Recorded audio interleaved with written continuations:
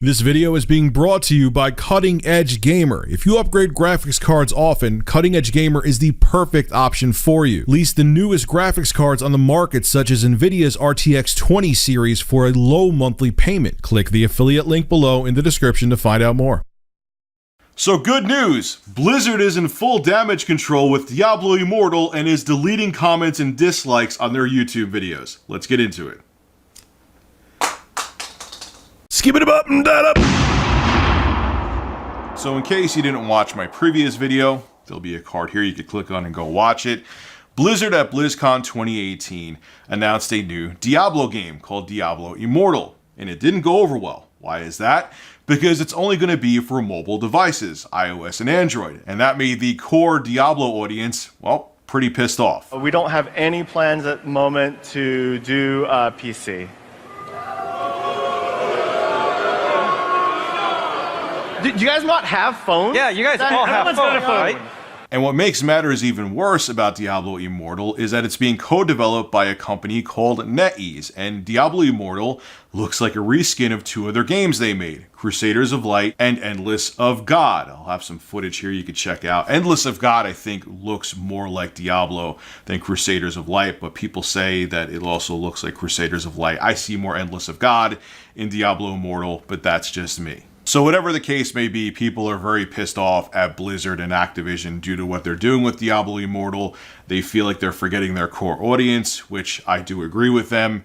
And if you go look at the cinematic trailer and the gameplay trailer of Diablo Immortal on Blizzard's YouTube account, there are a ton of dislikes. As of me making this video, the Diablo Immortal cinematic trailer has 13,000 likes and 384,000 dislikes, and the Diablo Immortal gameplay trailer has 8.8 thousand likes and 169,000 dislikes. Needless to say, people are making it very well known that they are not happy with what Blizzard and Activision are doing with the Diablo franchise on mobile devices. Now, to make matters even worse, it seems that Blizzard and Activision are damage controlling on the Diablo YouTube page by deleting comments and getting rid of dislikes.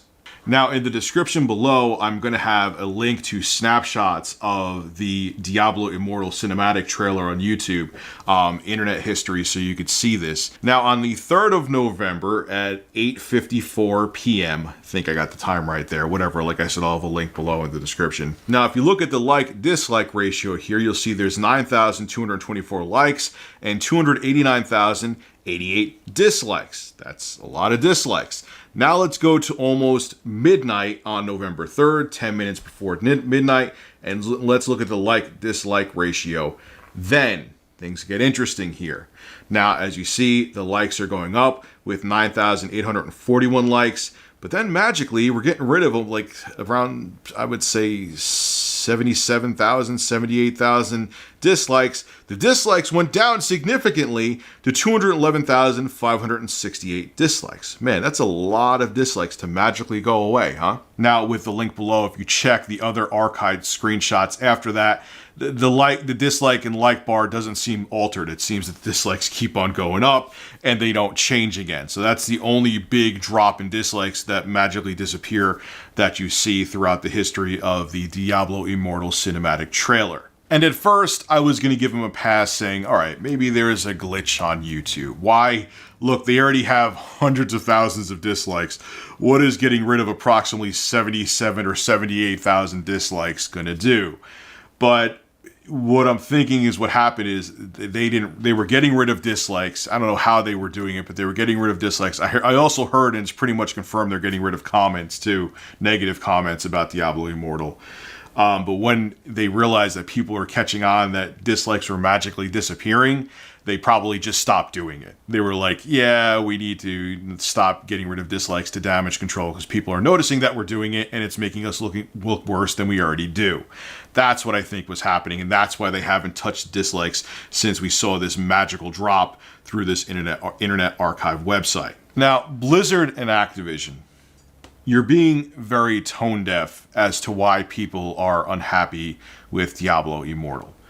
Now, do I feel that with what I'm about to say would have magically completely changed the tide and everyone would be happy with the game? No, of course not. I still think the reaction due to the fact the game is coming to mobile platforms would be mixed, but I don't think the reception would have been as overwhelmingly bad as it is now. It was so funny when you watched BlizzCon 2018, you saw the Blizzard developers on stage and they made a really stupid comment. And they were like, hey, you all have phones, right? So you have access to the game. What's the big deal? You all have smartphones. But you're not getting it, Blizzard. That's not the point. Great. Yeah, I have a smartphone too. I mean, I'm not a diehard Diablo fan, but you're not getting it. Playing a game on a smartphone is nowhere near the same experience as playing a game on a console or PC. It's so much far superior, especially with a game like Diablo, to play on PC or console. And I really feel, Blizzard, that if you came out with this game also on PC and console, PC, Xbox One, and PS4, along with mobile, I don't think the reaction would have been nearly as bad. It would have been mixed. It wouldn't have magically changed the tide and you would have had 70 to 80% likes and only 20 to 30% dislikes. But people would have been more accepting of it. All right, it's on mobile, it's 2018, Fortnite's on mobile, and it's also on PC, it's also on console, and it's on Switch, so on and so forth, and everyone's playing together. Yeah, it feels like the game's going to be a little watered down because it's also on iOS and Android, but whatever, I get to play it on PC, I don't have to deal with the stupid-ass touch control, so on and so forth. That's what people are angry about. A lot of people are angry about is that you're just ignoring the key market that brought Diablo where it is. Diablo started on PC, and now with this new game, you're like just brushing it aside saying, yeah, we just want to use the IP to make a whole bunch of money off microtransactions. Even though you made Diablo what it is, we kind of don't really give a shit. We just want that cash money. So sorry, I'm telling you, if Diablo Immortal also came to PC and consoles, this flack that you're dealing with right now, this negativity you're dealing with right now, the anger, the outrage from the community, I'm not saying it would completely go away because that's flat out not true, but it would be nowhere near as bad. And I also have to say something that a lot of the angry Diablo community is not realizing. And former IGN host Alana Pierce said something perfect on Twitter, and I'm going to show you guys what she had to say and then discuss it. I'm going to sit out of this Diablo controversy except to remind everyone blaming individual developers or community managers for the decisions of a multi-billion dollar corporation Activision is, doesn't make sense. But we need to hold game devs accountable. That's not how this works. And she's not just 100% right, she's 200% right. What you need to understand is, I can almost guarantee you that the development team, the creative minds over at Blizzard, probably did not want to do this. But the corporate powers that be, the dudes in the suits who control their jobs and have all the cash money, were like, hey, Diablo's a popular franchise. It's a multi-million, if not multi-billion dollar IP. We want to use that IP to make a bunch of money off of microtransactions on mobile. Like I said, in 2017, Activision made more revenue from microtransactions than just regular AAA games. So I am sure that the development team over at Blizzard had their hands forced by corporate powers and had no choice but to do this. I am not telling you to not be angry, because I understand why you're angry, because Blizzard and Activision are forgetting where Diablo started and ignoring the core community, but I think you're directing your anger at the wrong people. The developers, they are told what to do and they are told what to make. You need to be angry at the corporate powers that made this terrible decision on what to do with the Diablo IP and be pissed at them. Again, I'm not telling you not to be pissed, but I think you may be pissed off at the wrong people. Be pissed at the corporate higher-ups, not at the developers who have no choice but to do what they're told so they can continue to feed their families. But now I'm going to end this video by talking to the corporate powers over at Blizzard and at Activision. The choice you made with Diablo Immortal is completely tone-deaf and greedy. There are many times that I disagree with outrage in the gaming community, and I think people are being over the top. But this time, I don't think they are. I think that the gaming community, the Diablo fans, have every right to be mad.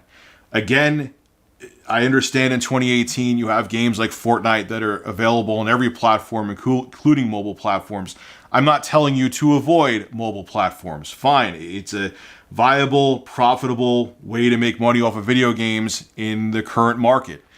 But to just make the game for iOS and Android and not bring it over to PC is a slap in the face to the community that made Diablo wildly successful. And they have every right to hit that dislike bar on YouTube and to give you as much flack as you're getting right now. This just shows how totally out of touch you are and how you are more concerned about getting as much profit as possible than appeasing the fans that made Diablo as successful as it is so you can be a multi-billion-dollar or million-dollar corporation. This is Rich of Review Tech USA signing out.